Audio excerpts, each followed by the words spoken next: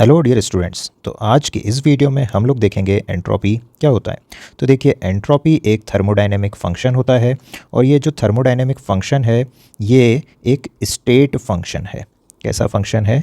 State function है। मतलब ये जो एंट्रोपी है जिसको हम डिनोट करते हैं सिंबल एस से, तो अगर इसके चेंज इन एंट्रोपी की हम बात करें तो ये जो चेंज इन एंट्रोपी होता है ये सिर्फ किस पर डिपेंड करता है? तो ये डिपेंड करता है इनिशियल और फाइनल थर्मोडायनेमिक स्टेट पर, और इसीलिए हमने इसको बोला है थर्मोडायनेमिक स्टेट फंक्शन। अब देखिए, ये जो एंट्रोपी होता है ये एंट्रोपी एक एक्सटेंसिव प्रॉपर्टी होती है। एक्सटेंसिव प्रॉपर्टी से हमारा क्या मीनिंग है? इसका मतलब अगर हम अमाउंट को हाफ़ कर दें या क्वांटिटी को हाफ़ कर दें तो एंट्रोपी ऑफ द सिस्टम भी हाफ़ हो जाएगी। मतलब जितना ज़्यादा अमाउंट उतनी ही ज़्यादा एंट्रोपी। अब देखिए, जो एंट्रोपी होता है ये होता है Q reversible upon T.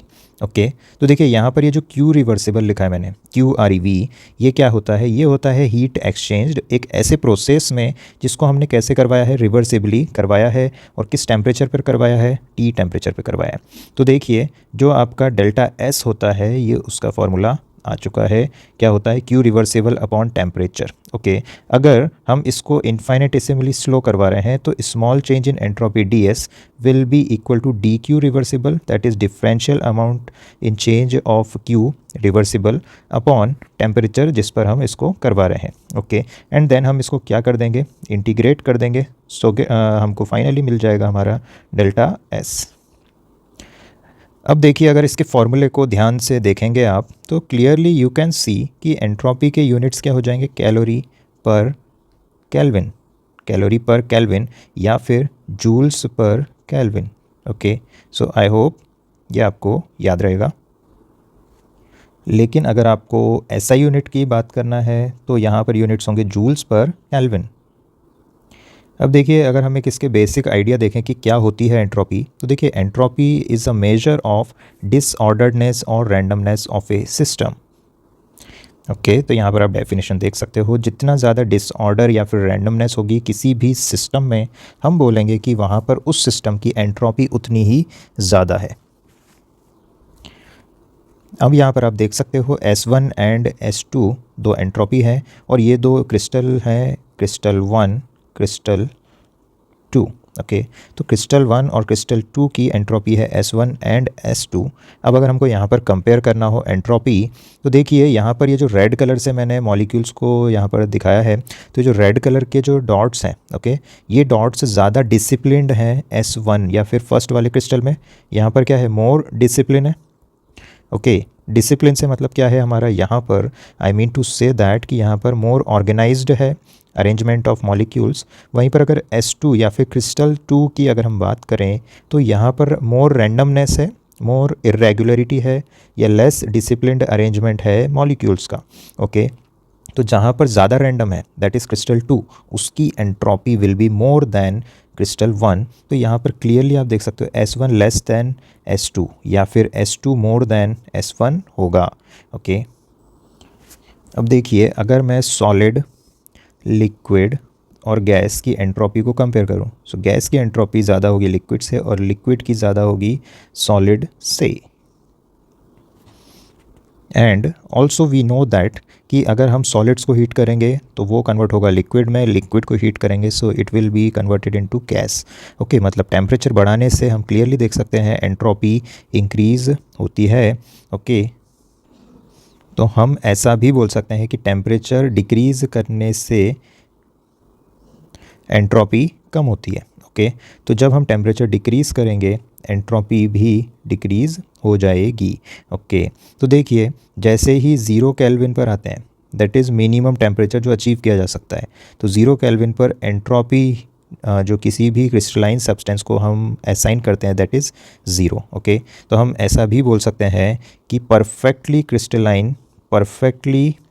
Crystalline substance या सॉलिड की जो एंट्रोपी होती है वो कितनी होती है? 0 इस टेम्परेचर पे, तो 0 केल्विन पर।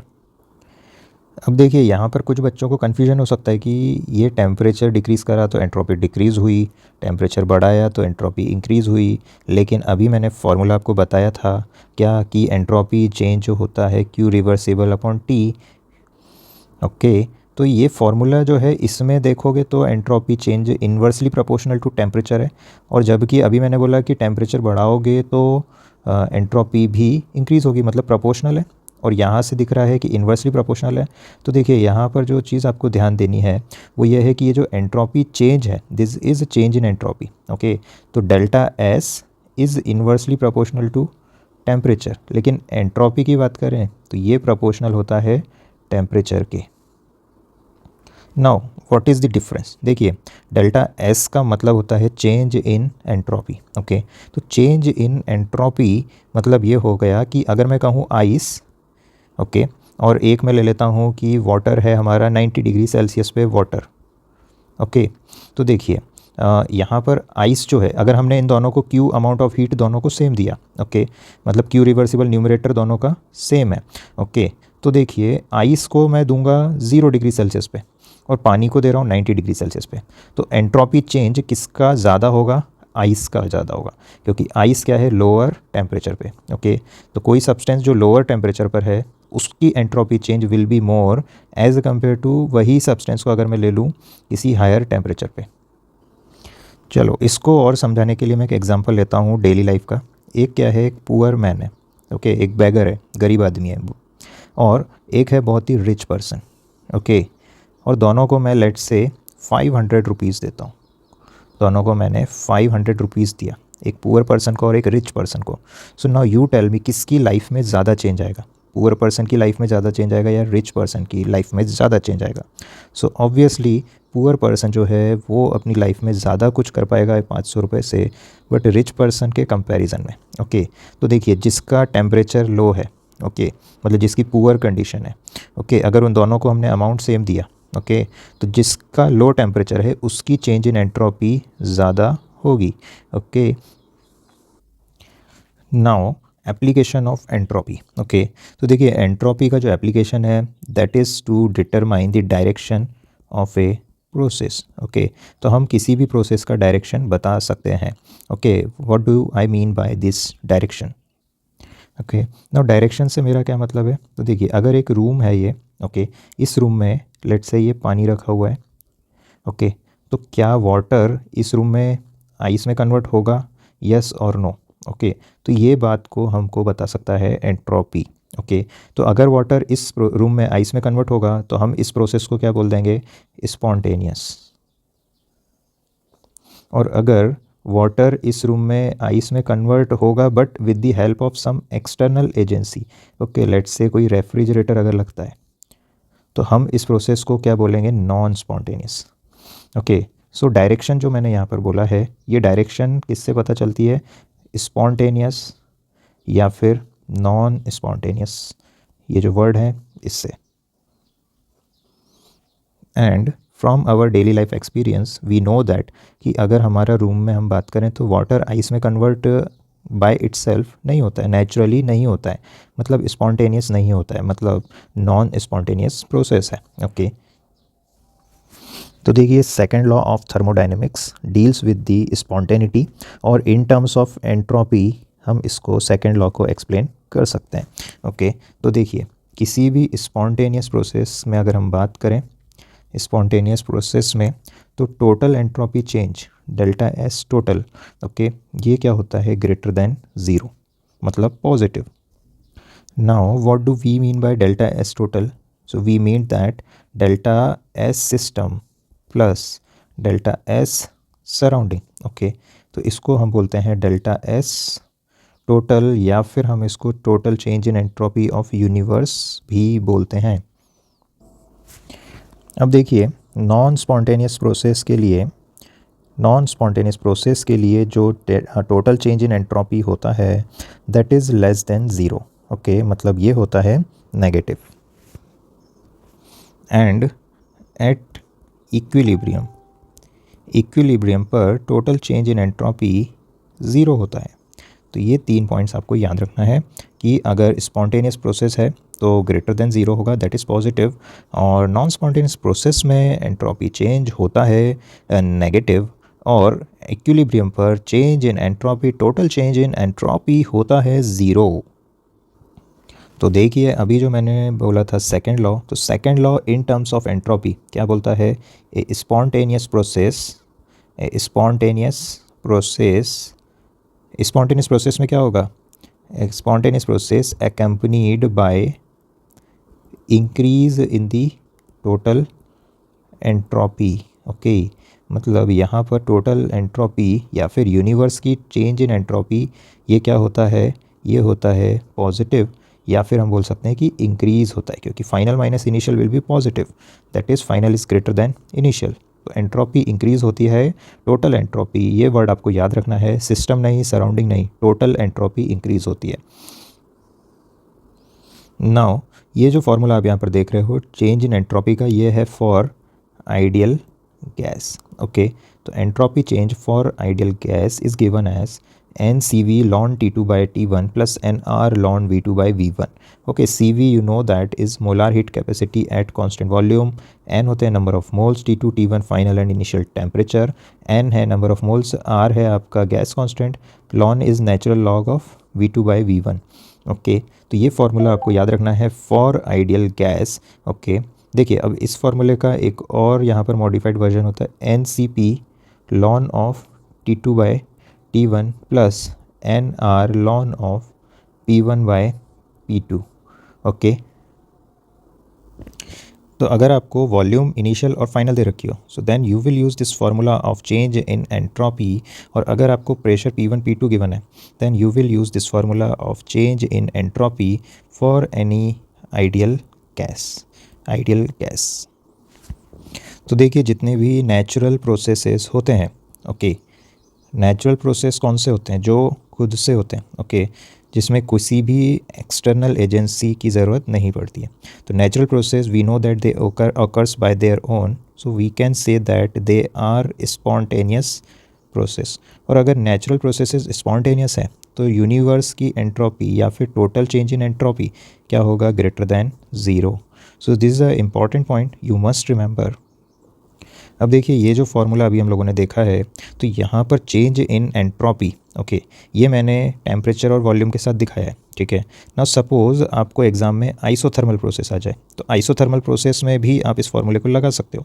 ओके, मतलब आइसोथर्मल का मतलब हो जाएगा T1 equal to T2, so ln of 1, क्योंकि ये हो जाएगा आपका T1 upon T2 will be same. Okay, तो ये जो है ये आपका लॉन 1 और लॉन 1 होता है 0, तो यहाँ पर सिर्फ टर्म बच जाएगा NR lawn V2 by V1, या फिर प्रेशर के टर्म्स में NR ln P1 by P2।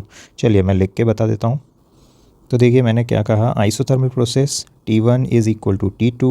Okay, तो देखिए अगर हम यहाँ पर डेल्टा S के फॉर्मूले में रखते हैं तो आ जाएगा NR ln of V2 bye V1, या फिर NR ln P1 by P2।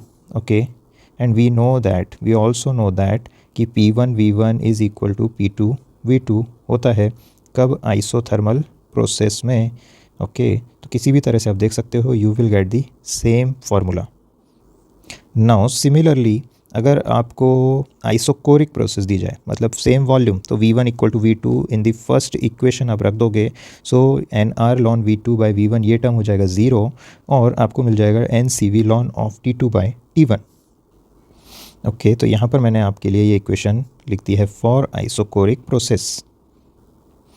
तो क्लियरली आप देख सकते हो यहाँ पर NCV ln of T2 by T1। Okay, इसको आप 2.303 NCV log of T2 by T1 भी लिख सकते हो, बिकॉज ln x होता है 2.303 log x। एंड सपोज़ आपको एग्ज़ाम में क्वेश्चन आता है फॉर आइसोबारिक प्रोसेस, तो अगर तुम लोगों को क्वेश्चन आता है आइसोबारिक प्रोसेस का, दैट इज़ प्रेशर सेम है, तो you will use the second equation, इसमें आप P1 इक्वल टू P2 रख दोगे। ओके, तो ये रहा आपका इक्वेशन फॉर आइसोबारिक प्रोसेस, और अगर आप इसको लॉग के टर्म्स में लिखना चाहते हो तो 2.303 NCP log of T2 by T1 भी आप इसको लिख सकते हो। सो ये रहे equation for isobaric process in ideal gas. Now अभी हम लोगों ने देखा था फार्मूला ऑफ एंट्रोपी चेंज। तो एंट्रोपी चेंज का फार्मूला क्या था? Q/T। ओके, नाउ सपोज़ अगर हम कहें कि यहाँ पर फेज़ चेंज हो रहा है। ओके, फेज़ चेंज हो रहा है। ओके, फेज़ चेंज हो रहा है तो let's say solid to liquid conversion हो रहा है। Okay, so solid to liquid conversion अगर हो रहा है तो यहाँ पर डेल्टा एस, ओके, ये क्या हो जाएगा? Delta H upon T. Okay, so delta H upon T. अब देखिए जब सॉलिड टू लिक्विड कन्वर्जन होता है, ओके, सो टेम्परेचर जो होता है, इस टेम्परेचर को हम बोलते हैं फ्रीजिंग पॉइंट। ओके, ये जो टेम्परेचर है, इस टेम्परेचर को हम क्या बोलते हैं? Freezing point. ओके, यहाँ पर एक इम्पॉर्टेंट पॉइंट आपको याद रखना है कि जो फार्मूला था एंट्रोपी चेंज का, इसमें ये जो कैपिटल टी था ये क्या है? टेम्परेचर। बट टेम्परेचर के यूनिट्स हमेशा केल्विन ही रहेंगे। ओके, सो आई होप ये कॉन्सेप्ट आपको क्लियर हुआ। Now suppose I have to calculate change in entropy जब लिक्विड टू गैस कन्वर्जन हो रहा है। ओके, तो देखिए लिक्विड टू गैस या लिक्विड टू वेपर कन्वर्जन हो रहा है तो यहाँ पर Q/T को what I can write? Change in enthalpy upon T। Okay, not this T is boiling point, क्योंकि लिक्विड टू गैस कन्वर्जन हो रहा है तो ये जो T है ये क्या है? Boiling point. So TB stands for boiling point in kelvin. Okay, और ये जो डेल्टा एच है, ओके, ये जो डेल्टा एच इसको हम एंथैल्पी ऑफ वेपराइजेशन भी बोल सकते हैं। एंड सिमिलरली यहाँ पर भी अगर हम देखें जब सॉलिड टू लिक्विड कन्वर्जन हो रहा था तो हम इस डेल्टा एच को एंथैल्पी ऑफ फ्यूजन भी बोल सकते हैं। Okay, so I hope this concept is clear to you. अब देखिए अगर आप किसी सिस्टम से मैक्सिमम यूज़फुल वर्क करवाना चाहते हो, ओके, यूज़फुल वर्क से मेरा मतलब क्या है कि जो आप उसकी एंट्रोपी बढ़ाने में यूज़ नहीं करना चाहते हो। ओके, तो देखिए मैक्सिमम यूज़फुल वर्क करवाने के लिए एंट्रोपी चेंज होना चाहिए ज़ीरो। ओके, मतलब एंट्रोपी चेंज में कोई भी एनर्जी यूज़ नहीं हो रही हो तभी आप कहोगे कि वहाँ पर जो वर्क होगा वो मैक्सिमम यूज़फुल वर्क है। क्योंकि एंट्रोपी चेंज में अगर कोई एनर्जी यूज़ हो गई तो फिर हम कहेंगे कि वहाँ पर पूरा का पूरा जो एनर्जी है वो यूज़फुल वर्क में नहीं यूज़ हो रहा है। कुछ एनर्जी कहाँ पर जाएगी? एंट्रोपी चेंज करवाने में। ओके, सो अगर एंट्रोपी चेंज ज़ीरो है तब हमको क्या मिलेगा? मैक्सिमम यूज़फुल वर्क मिलेगा। अब देखिए ये एक क्या है? आइडियल सिचुएशन है। Okay, this is ideal situation, क्योंकि रियलिटी में अगर हम देखें तो रियलिटी में जितने भी प्रोसेस होते हैं वहाँ पर कुछ ना कुछ एंट्रोपी चेंज होगा ही होगा। मतलब delta S is not equal to zero. Okay, अब देखिए there is another thermodynamic function called as Gibbs free energy. तो change in Gibbs free energy is equal to change in enthalpy minus T delta S. Okay, तो delta G क्या होता है इसके लिए मैं सेपरेट वीडियो बनाऊंगा। ओके, तो delta G is equal to delta H minus T delta S. यहाँ पर ये जो डेल्टा जी है this is a change in Gibbs energy of system. Okay, delta H भी यहाँ पर change in enthalpy of system होता है और डेल्टा एस भी यहाँ पर change in entropy of system होता है। ओके, सो देखिए डेल्टा जी अगर लेस देन ज़ीरो है तो प्रोसेस होता है स्पॉन्टेनियस, और अगर डेल्टा जी ग्रेटर देन ज़ीरो है तो प्रोसेस होता है नॉन स्पॉन्टेनियस। ओके, तो देखिए स्पॉन्टेनिटी के लिए मैं डेल्टा एस को अगर यूज़ करता हूँ सो मुझे डेल्टा एस टोटल पता होना चाहिए, टोटल चेंज इन एंट्रोपी पता होना चाहिए, मतलब मुझे सिस्टम और सराउंडिंग दोनों के वैल्यूज़ चाहिए। वहीं पर अगर मैं गिब्स एनर्जी से डील करता हूँ तो गिब्स एनर्जी से मुझे सिर्फ सिस्टम के पैरामीटर्स को ही फाइंड आउट करना है। सो डेल्टा जी एक ज़्यादा कन्वीनियंट मेथड है to determine spontaneity of a process as compare to entropy change. चलिए अब अगर इसके बाद में मैं डेल्टा जी के लिए आपको शॉर्ट में बताऊं तो देखिए डेल्टा जी अगर लेस देन ज़ीरो है मतलब नेगेटिव तो प्रोसेस होगा स्पॉन्टेनियस, और डेल्टा जी अगर ग्रेटर देन ज़ीरो है तो प्रोसेस होगा नॉन स्पॉन्टेनियस, और अगर डेल्टा जी होगा equal to zero then we can say the process is at equilibrium. Now see this chemical reaction. अब आपसे पूछा जाए कि इस केमिकल रिएक्शन में डेल्टा एस क्या होगा, पॉजिटिव या फिर नेगेटिव। ओके, तो देखिए डेल्टा एस होता है डिग्री ऑफ फ्रीडमनेस। तो देखिए सॉलिड रिएक्टेंट जो है ये आपके प्रोडक्ट में गैस में कन्वर्ट हो रहा है।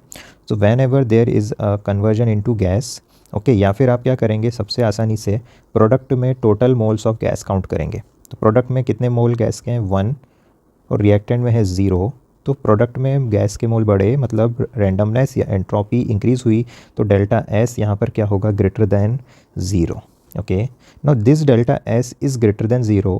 इसका मतलब अभी हम स्पॉन्टेनिटी नहीं बता सकते क्योंकि ये जो डेल्टा एस है ये delta S of the system या रिएक्शन का है, जबकि एंट्रोपी से मुझे अगर बताना है स्पॉन्टेनिटी को तो मुझे पता होना चाहिए delta S total. Delta S total का मतलब सिस्टम की एंट्रोपी चेंज प्लस सराउंडिंग की entropy change. So in this case, by watching this reaction, I can only have an idea about change in entropy of the system, but not of surrounding. So अगर मुझे spontaneity check करना है तो मुझे surrounding की entropy change भी पता होना चाहिए। बट फिलहाल अगर हम बात करें सिस्टम की एंट्रोपी की, सो डेफिनेटली हमको यहाँ से पता चलता है कि ये है ग्रेटर दैन 0। तो यहाँ पर अगर इस रिएक्शन के लिए मैं पूछूं कि एंट्रोपी चेंज क्या है, तो देखिए रिएक्टेंट में कितने मोल से गैस के 2 + 1 दैट इज़ 3 और प्रोडक्ट में कितने मोल से गैस के 2। ओके, तो डेल्टा एस या प्रोडक्ट के गैशियस मोल्स कम हो रहे हैं, तो डेल्टा एस जो होगा यहाँ पे दैट इज़ लेस देन 0। अब देखिए इस क्वेश्चन में अगर हम देखें तो देखिए यहाँ पर रिएक्टेंट में कितने मोल्स हैं गैस के 1 और 1, मतलब टोटल हो गया 2 मोल्स हैं गैस के। प्रोडक्ट में भी 2 मोल्स हैं गैस के। तो अगर मुझे चेंज इन एंट्रोपी निकालना है तो अब यहाँ पर मैं ये नहीं बता सकता हूँ कि ये ग्रेटर देन 0 होगा या फिर लेस देन 0। ओके, क्योंकि दोनों ही साइड में same number of molecules of gas मुझे मिल रहे हैं। ओके, अब देखिए यहाँ पर हम 0 नहीं बोलेंगे। ओके, 0 इसलिए नहीं बोलेंगे क्योंकि हमको ये तो पता है कि एंट्रोपी मतलब दोनों के मॉलिक्यूल्स बराबर हैं, बट 0 ये नहीं हो सकता। ओके, क्योंकि कुछ ना कुछ एंट्रोपी चेंज तो होगा। ओके, या फिर हम एटलीस्ट इस रिएक्शन से तो देखकर नहीं बता सकते एंट्रोपी चेंज की वैल्यू क्या होगी। ओके, तो ये तो कह सकते हैं हम कि नॉट इक्वल टू 0 होगा। ओके, और ये जो डेल्टा एस है इसका साइन जो है मतलब पॉजिटिव है या फिर नेगेटिव है ये भी हम पता नहीं लगा सकते हैं।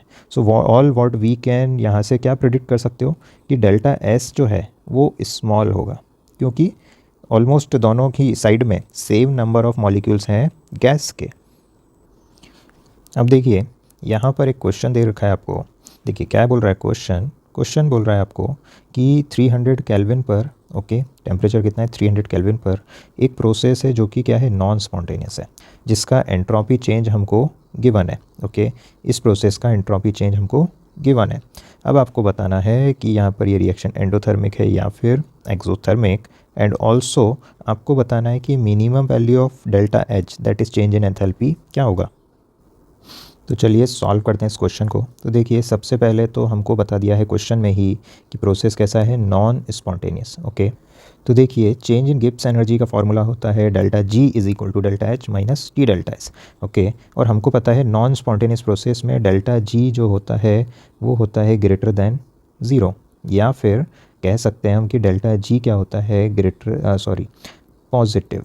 ओके, अब देखिए यहाँ पर क्वेश्चन में हमको एंट्रोपी चेंज कितना दिया है डेल्टा एस 120 जूल पर केल्विन। ओके, तो डेल्टा एस कैसा है हमारा एक पॉजिटिव वैल्यू क्वेश्चन में गिवन है।